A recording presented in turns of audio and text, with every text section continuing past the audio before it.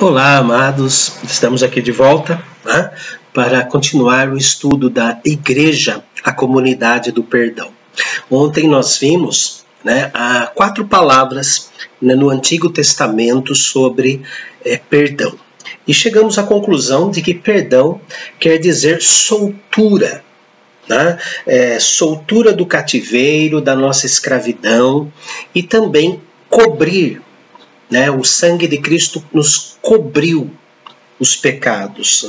Nós lembramos lá da tampa da Arca da Aliança, que o sangue era aspergido e cobria a tampa da Arca da Aliança, depois ele era recolhido, mandado lá no bode expiatório. Lembram-se? Então estas palavras trazem para o Antigo Testamento como soltura. Deus nos solta. Ao invés de nos prender, ao invés de nos matar, ele nos solta. Ele não inocenta. Ele não inocenta. Nós somos culpados, mas ele não cobra. Pelo contrário, ele cobre. Ele não cobra os nossos pecados, mas ele cobre. Ele esconde com o seu próprio sangue. E lembrando que todas as vezes que pecamos, seja contra alguém, ou seja contra alguma coisa, ou contra Deus, nós estamos pecando contra o Senhor Deus, porque Ele é o Criador das coisas. Lembrando os 3 elementos dentro da Arca da Aliança, a vara de Arão, Deus o nosso guia. As tábuas da lei, Deus o nosso legislador. E a urna com o maná, Deus como nosso provedor, o Deus da providência. E todo o pecado que nós cometemos é contra estas 3 ilustrações, vamos dizer assim, dentro da Arca da Aliança. O que significava aquilo? Agora nós estamos no Novo Testamento. Nós vamos ver o conceito de perdão dentro do Novo Testamento. O que ele quer dizer? Ok? Então vamos lá. A primeira palavra grega é aphiemi. AFM, não é aquela rádio FM, AFM, que quer dizer perdão, lavar, purificar, cobrir, soltar, remir, desobrigar, cancelar, abandonar, deixar para trás, divorciar e não levar em conta. Então, todas estas palavras que eu disse são usadas dentro do Novo Testamento. São usadas para designar o perdão dentro do Novo Testamento. Então, a nossa tradução em português pode trazer estas palavras. Lavou os nossos pecados. A palavra é aphiemi. Ele perdoou os nossos pecados. Ele cancelou os nossos pecados. Ele deixou para trás os nossos pecados. Ele não levou em conta a nossa ignorância do tempo presente, do tempo passado. Lembra? É um texto do Novo Testamento. Esta palavra aparece 142 vezes no Novo Testamento. E eu vou ler aqui apenas 4 versículos que usam esta palavra. No Evangelho de Mateus, esta palavra é usada 47 vezes, mas eu vou destacar apenas o capítulo 12 de Mateus, versículo 32. São 47 vezes usada a palavra aphiemi. E eu vou ler uma das passagens, um dos versículos, que está em Mateus capítulo 12, versículo 32. Diz assim: se alguém proferir alguma palavra contra o Filho do Homem, ser-lhe-á perdoado, cancelado esse pecado. Mas se alguém falar contra o Espírito Santo, não lhe será perdoado, não lhe será cancelado esse erro, nem neste mundo, nem no porvir. Fala sobre a blasfêmia contra o Espírito Santo, que é o único pecado mortal que o Senhor Jesus descreve para a nossa compreensão.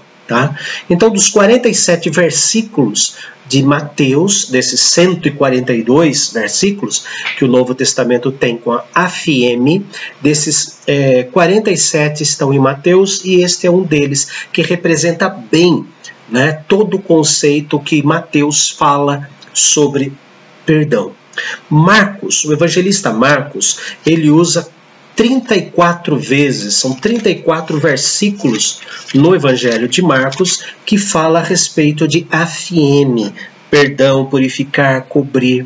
E eu separei aqui para os irmãos o capítulo 2 de Marcos, versículos 5 e 7. Marcos 2, 5 e 7. Vendo-lhe a fé, Jesus disse ao paralítico: Filho, os teus pecados estão perdoados. Versículo 7. Por que fala ele deste modo? Isto é blasfêmia. Quem pode perdoar pecados, senão um que é Deus? Quando os escribas retrucaram com o Senhor Jesus. Então eles usam a mesma palavra. Quem pode redimir, quem pode abandonar, quem pode cancelar, quem pode desobrigar a pessoa de pagar o pecado, é só Deus. E Jesus é Deus, né? Eles não entenderam isso. Evangelho de Lucas, também Lucas usa 34 versículos para falar de afieme. E eu vou ler Lucas capítulo 7, versículo 47 para os irmãos. Lucas 7, 47. Por isso te digo, perdoados lhe são os seus muitos pecados, porque ela muito amou, mas aquele a quem pouco se perdoa, pouco ama. Quando Jesus fala da mulher que ungiu os seus pés, né? Então, Lucas escreve dizendo que Jesus, então, deixou para lá os pecados daquela mulher naquele ato de arrependimento e de submissão ao Senhor Jesus. E deu um puxão de orelhas, né, nos fariseus, né, aquele que muito, né, que pouco se perdoa, né, pouco ama. Aquele que pouco perdoa, pouco ama. Isso tem a ver com a nossa sequência de estudos. Vamos lá. Agora nós estamos no Evangelho de João. Evangelho de João, capítulo 8. Evangelho de João, capítulo 8, que aparece 14 vezes. Evangelho de João, capítulo 8, versículo de número 11. Quando ele está terminando de falar com a mulher que foi pega em adultério, Jesus diz assim, João 8, 11, respondeu ela, ninguém, Senhor. Então lhe disse Jesus, nem eu tampouco te condeno, vá e não peques mais. Não te condeno, te libertei, te perdoei, vou deixar para trás. Divorcie desse problema que você tem. Faz uma separação total. Vai, mas não erre outra vez. Foi o que o Senhor Jesus, usando afieme. E mais 13 últimos versículos estão espalhados nas cartas de Paulo, no Apocalipse, nas cartas de João, ok? Em Hebreus. Agora vamos para uma outra palavra que deriva de afieme, que é afezes. Afezes aparece 17 vezes em Mateus. E eu separei aqui Mateus 26, versículo 28. Afezes quer dizer perdoar mesmo, né? Não é buscado uma outra possível tradução, como lavar, purificar, cobrir, soltar, tá? Mas é perdão, perdoei. Então está lá em Mateus 26, versículo 28, que diz assim, porque isto é o meu sangue, o sangue da nova aliança, derramado em favor de muitos, para remissão, para perdão de pecados, quando ele institui a Santa Ceia. Marcos, ele usa 8 vezes, e eu vou ler Marcos 1, versículo 4, Marcos 1, versículo 4, para representar essas 8 vezes que Marcos fala sobre afezes, né, que é perdoar. Apareceu João Batista no deserto pregando batismo de arrependimento para remissão de pecados. Perdão de pecados. Lucas, tanto no Evangelho quanto em Atos, ele mostra 14 vezes, né, o uso que ele faz desse texto. E eu vou ler no Evangelho de Lucas, capítulo 1, versículo 4. Lucas capítulo 1, versículo 77, desculpe. Lucas 1,77.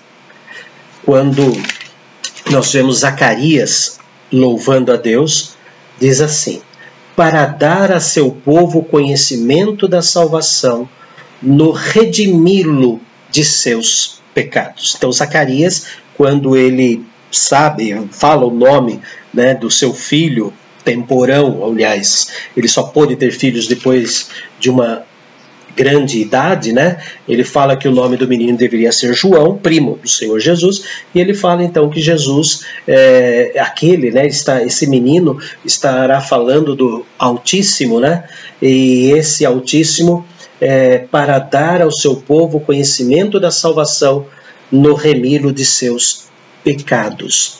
Em Atos, Lucas escreve Atos, então em Atos dos Apóstolos capítulo 2, versículo de número 38, ele usa também a palavra afezes, que diz assim: respondeu-lhes Pedro: arrependei-vos e cada um de vós seja batizado em nome de Jesus Cristo para a remissão dos vossos pecados e recebereis o dom do Espírito Santo.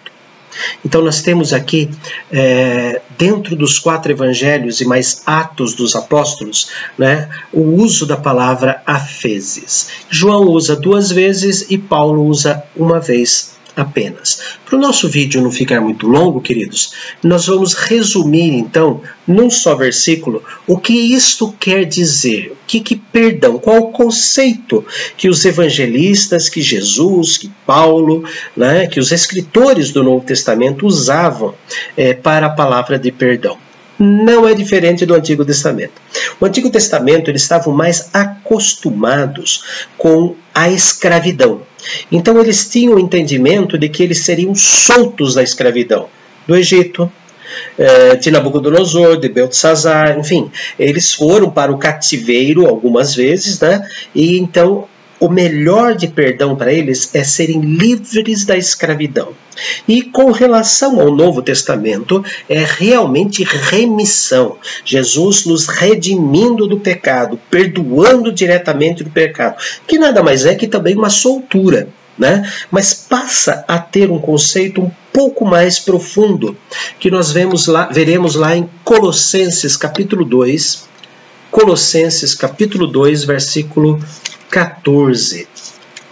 Colossenses capítulo 2, versículo 14.